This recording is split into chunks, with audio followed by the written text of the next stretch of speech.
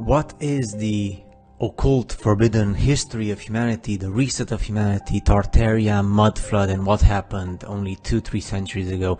Starting with this picture from 1973 in Paris, you can obviously see that something was built before our humanity. These constructions, these buildings, which that's why they call them mud flood, because there's mud, there's earth covering them. So obviously this comes from a different period, which is before our time. Not so much ago, not so long ago, but something like 2 or 3 centuries. This has to do with what happened in 1812 regarding the great mystery surrounding the Napoleonic war, or the war with Napoleon. Also, there's evidence that before the war with Napoleon there was an advanced technology race, or an advanced humanity with advanced technology in that age preceding it. So 17th, 16th, 15th centuries. Pictures around the world, not just in Russia but everywhere, they show you that mud flood is real. The evidence that Tartaria and mud flood existed. All buildings show signs of being mud flooded. Something happens, someone or something reset humanity, and these buildings that you see right now are just the construction that they were built over on top of what we had before, and the humanity that lived before our time. The thing is, what nobody understands, nobody speaks about, is this period of 3 years during the war. There was a period of 3 years during the war which is described as the years of 1800 and frozen to death. 3 years in which humanity did not have summer. Human beings were freezing because of the cold, and obviously this allows us to think something like an artificial cataclysm made with artificial weather control technology, which means that the whole history of human race changes. Millions of people perished during these 3 years of obviously of war. And you can see the war of 1812 was the global war that became virtually a Game of Thrones kind of thing. It was not just with Europe, because it was to do with the whole world, especially Russia. Now history has been either hidden or altered concerning all the events of 1812. The ruling elite, who belonged to the secret societies, have embarked us into a new age, which some people call the age of the Great Deception. So you had Tartaria. Before, Tartaria was what we know today as Russia, and Tartaria had their own flag, which you can see if you investigate the flags of those days before the 19th century. And Tartaria was a major world power that was multicultural. It had its own government. Since the 19th century, though, it has been quietly put away and incorporated into Russia and other countries, and we don't really know what happened. The color-coded map you see on the screen, which dates back to 1652, it's based on the Gregorian calendar, and Tartaria was Asia, including also India and China, and also shows Tartaria controlling all of North America, even Central America. There's a growing consensus that the Great Wall of China was not built by the Chinese, but built by Tartaria, and is much newer in construction, based on the maps predating the 1600s. The Great Wall of China has fortifications and gates facing north towards Tartaria and not south towards China, which means that the Tartarians built this wall to protect themselves against certain invasions from the south. Marco Polo, the famous explorer, never once mentioned the wall during his trips, and he's likely that this wall was built when Tartaria was in decline to help keep the people out who were invading at some point from the south. Now there's also a consensus that many of the Indian nations, the Indian tribes of America, are descendants of those of Tartaria and Scythia. There's also a common theme with the age that preceded the War of 1812, and some refer to it as the Old World Order, or the Golden Age of Christianity. Also, you have these fortress star-looking buildings and castles and cities even that have the same technology being used to make the stars, the same engineering. It's absolutely impressive. The maps are in 3D, and notice the plans and maps for star fortifications have amazing high details as well.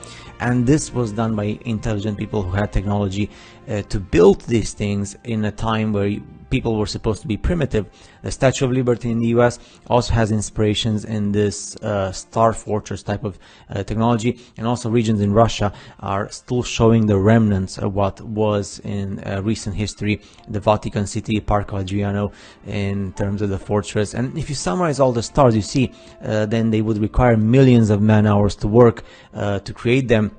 and also during a time of extraordinary peace, because if there was wars in the world, you would not be able to construct these constructions. But because you can construct this, it means that the world was at peace, the golden age of humanity. As you can see the maps, Europe and Asia are full of these things, but also Africa and Americas, of course, they have these as well. And in order to build such fortresses, not only hundreds of thousands of skilled workers were needed, but also brilliant engineers, designers, surveyors, and entire institutions, like what we call companies, had to exist to put this into place. Now, another common theme that preceded the War of 1812 is the neoclassical architecture. That's also over the world. Neoclassical architecture can be identified by the long columns and perfect arch forms that you can see in these pictures that are showing on the screen right now. Several parts of the world, including Iran, Vietnam, Indonesia, Shanghai in China, also Japan, even Calcutta in India, and even Argentina across the ocean, they all show you these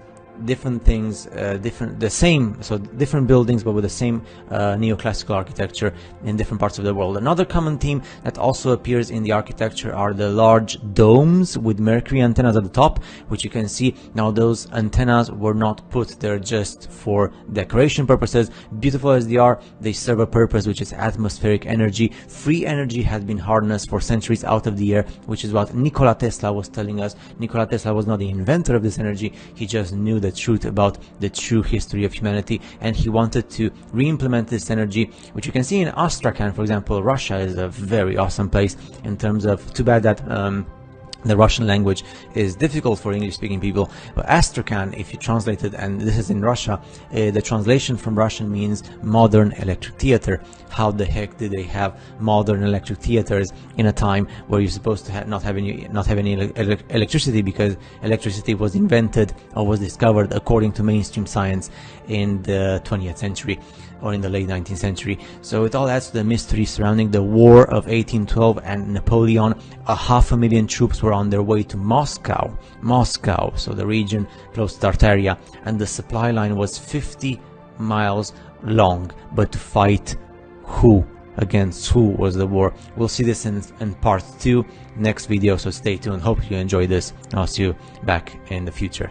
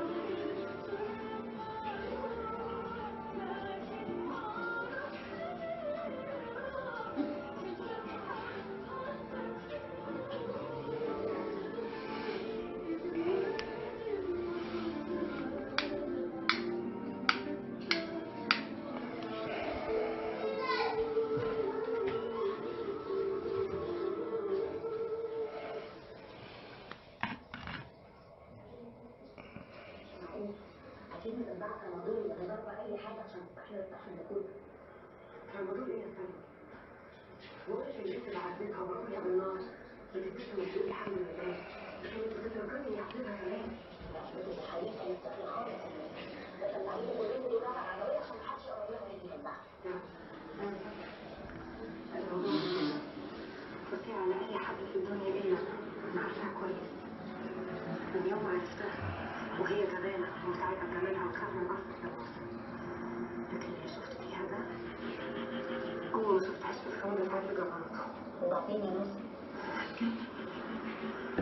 ما ينفعش أتقلت عليها برجليا وأتقلب بساعة فوق كتير.